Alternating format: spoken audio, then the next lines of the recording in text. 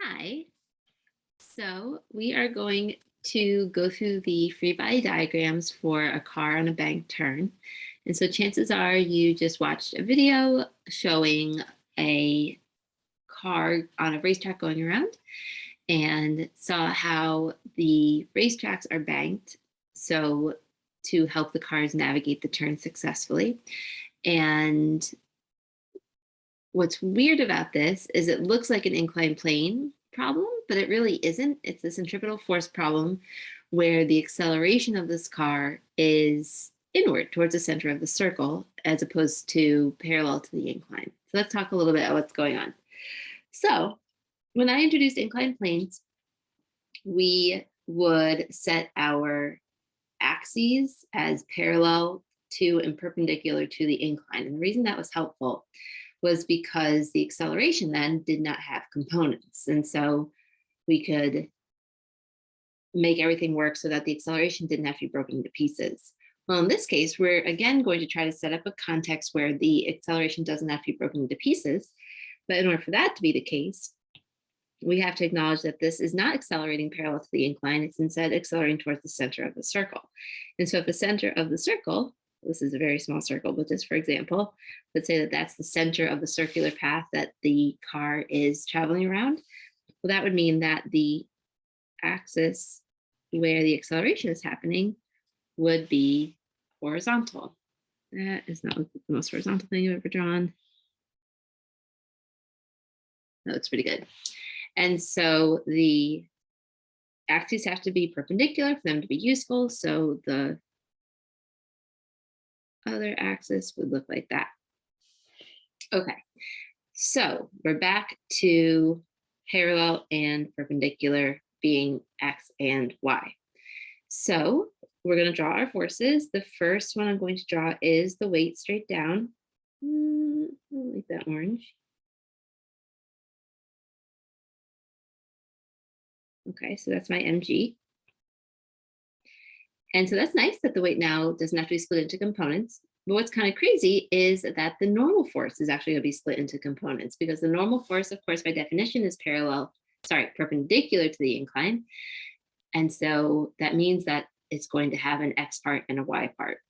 Now, I'm not going to draw the normal force next. I'm actually going to start by drawing the Y component of the normal force.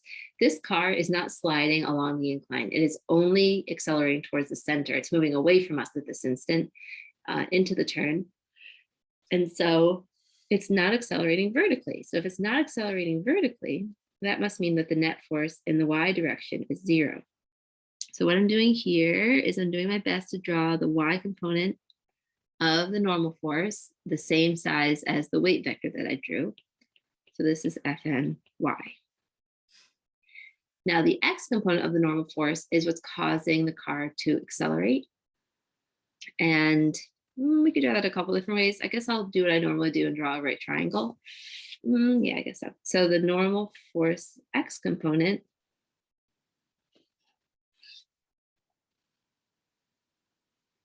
be here, Fnx. And so the normal force itself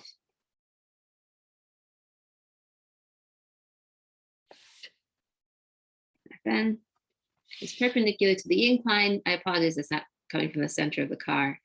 Oh, let me back up a little bit. I just drew that Fnx without really paying attention. I don't get to do that. The normal force has to be perpendicular to the incline. So let's do that first and then draw Fnx.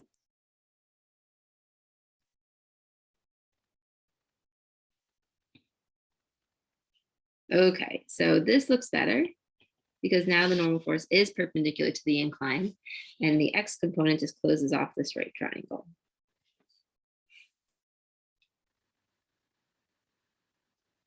So that's the X component of the normal force. So we have similar triangles. We have the angle theta down here, that base angle. That same angle exists right here in the triangle created by the normal force and its components. So we are going to write our net force equations in both the Y direction and the radial direction.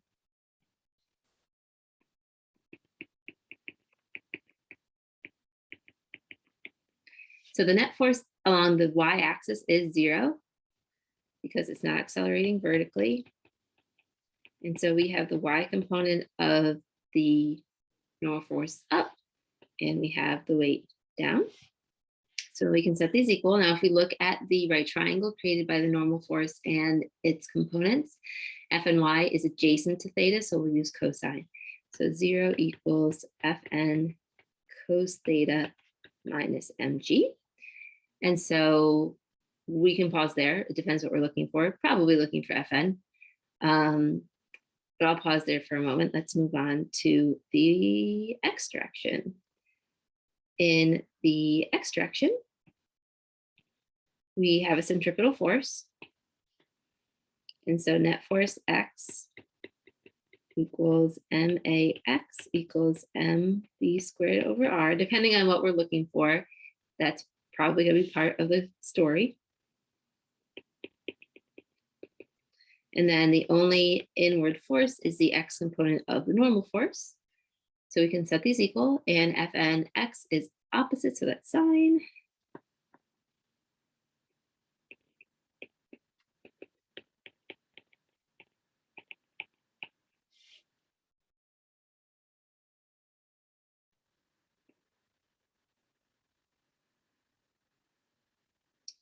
So over here, we can set, so now I'm thinking, okay, so what's the objective here?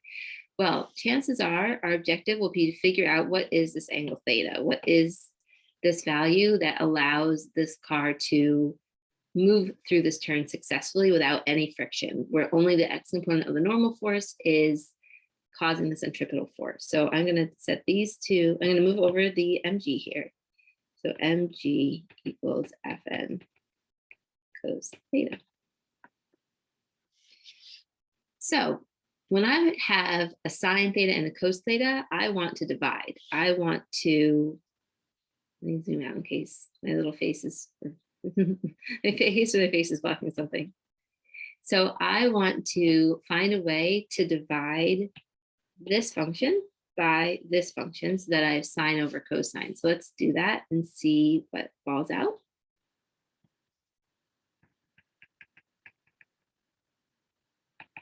Okay, so mv squared over r, Fn sine theta,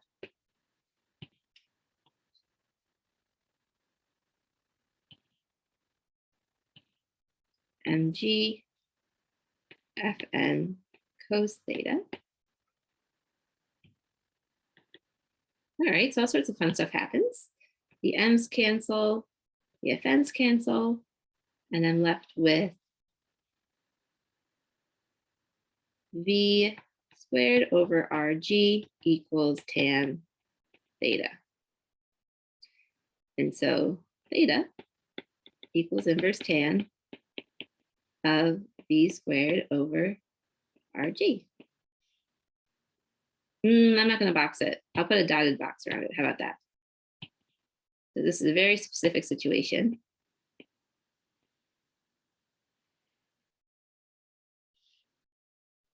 Oh my goodness.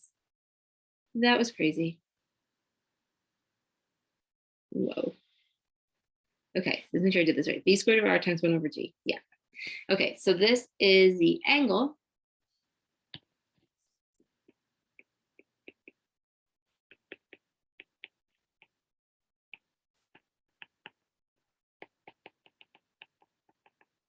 that we would need to bank a turn at in order for a car to navigate successfully without any additional friction to help.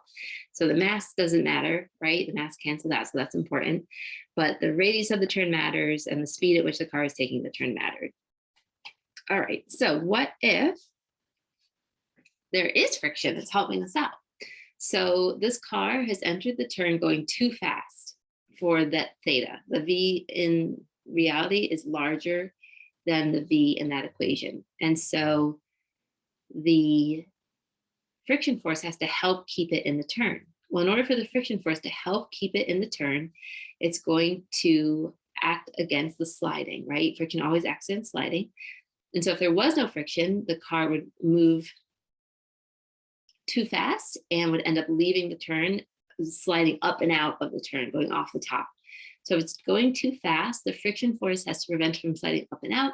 So the friction force is going to point downwards. It's going to point towards the bottom of the ramp. So a friction force can only exist parallel to the interaction of the surfaces. So when we draw it, it's going to be parallel to the incline. So we're going to start the same way.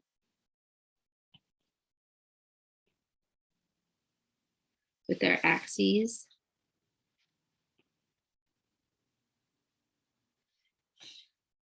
Perpendicular to each other, but this is not straight. There we go, that's better.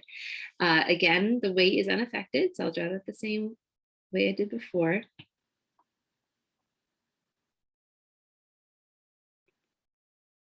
I'm going to use the same color, so I use green. Okay, so I'm going to have the friction force be this bright pink. So the friction force now is going to act down the incline. And it's static friction still, it's not sliding. It's not necessarily FS max.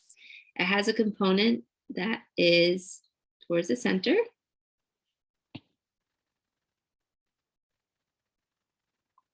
FSX. And it has a component in downward. This angle theta down here is also this angle theta right there. And so it's kind of crazy. So next I'm going to draw the y component of the normal force, which has now gotten even bigger than before, because before the normal force had a y component equal to the weight. Now the normal force has to have a y component equal to the weight plus FSY. The normal force has to cancel out both the weight and this component of the static friction force. So I definitely do not have space for this. I'll just do my best, I guess. You know what? Maybe I'm going to make the, well, no, I'm just going to go with it. Oh. So when I draw F and Y, it should be the same as both of these. So that's going to really be pretty big. Oh, Mrs. Grisman. All right, so my F and Y is so big that it is leaving the problem because it has to add up to mg plus FSY. So the normal force has to be perpendicular. So the next thing I'll draw is the normal force perpendicular to the incline. And with the y component equal to F and Y that I just drew. And then last but not least, I have F and X towards the center, closing that right triangle. So that's F and X up there at the top. And this is Fn. And then the same angle theta is right here, same as before. And so what I have compared to before is I have an even larger normal force. So this car is going faster. It has a larger centripetal force that's provided both by the now increased X component of the normal force and the X component of the static friction force. So when we set up our equations, they have become a little bit more gnarly. In the y direction, sorry, just checking my colors, dark green. Net force y equals MAY equals 0. Net force y equals FNY plus, oh, minus, there's only one up. FSY minus MG. So 0 equals Fn. So FNY is adjacent, cos theta. FSY is opposite.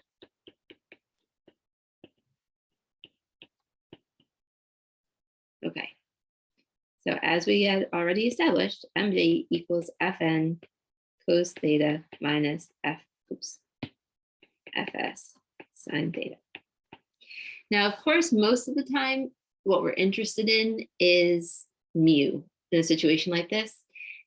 Now, this is only Fs max if it tells you it is, though, right? Because otherwise, like when you're making a turn on like an exit ramp on a highway, hopefully you're not hitting Fs max.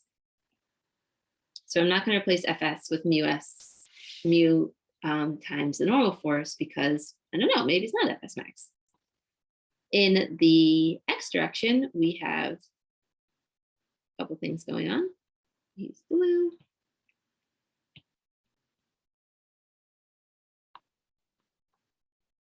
I'll work over here. It's a little crowded. I'll do it here.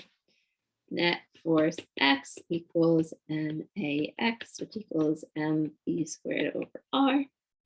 Net force X is equal to the sum of F and X and FSX. And here they're both positive because they're both towards the center.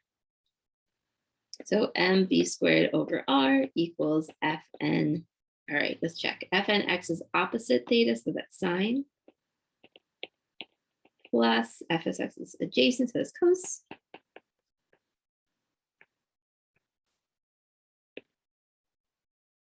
So these are obviously a little more complicated to combine than the previous set of equations.